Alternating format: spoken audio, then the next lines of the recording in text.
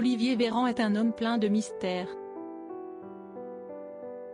Ministre de la Santé il fut un temps, aujourd'hui porte-parole du gouvernement, le neurologue de profession a pris l'habitude d'écumer les plateaux de télévision pour délivrer les messages du gouvernement. Ce mardi 31 janvier, il est d'ailleurs l'invité de Cyril Hanouna, dans Face à Baba, sur C8. La politique, l'ex de Coralie Dubost y a semble-t-il consacré toute sa vie. Ou presque. Pourtant, en parallèle de ce quotidien à 100 à l'heure qu'il mène depuis plusieurs années maintenant, ce papa de 2 enfants a une autre passion insoupçonnée, le violon. Dans un article paru en 2020, nos confrères du Point expliquaient que l'homme politique de 42 ans était violoniste, avant de se mettre au piano.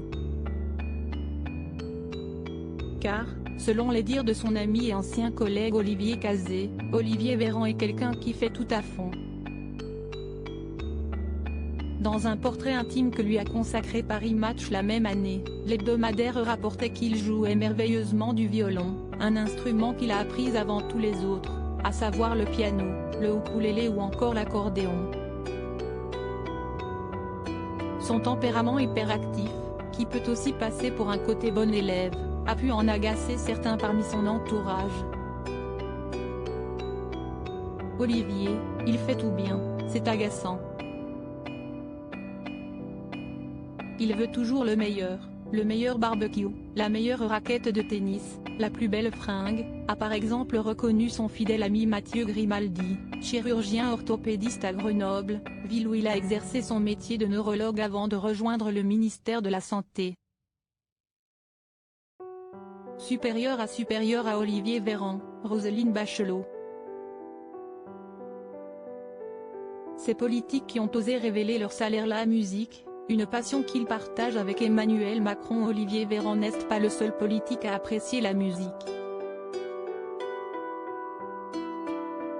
De son côté, Emmanuel Macron a étudié le piano.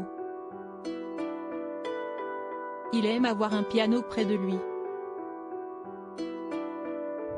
Il en joue pour se détendre, avait rapporté l'un des amis du président de la République, à nos confrères du Point, en 2019.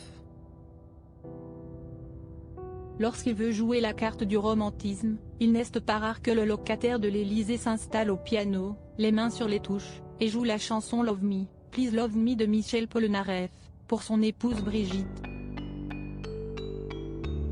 Preuve que ses années d'apprentissage au conservatoire d'Amiens ont été utiles.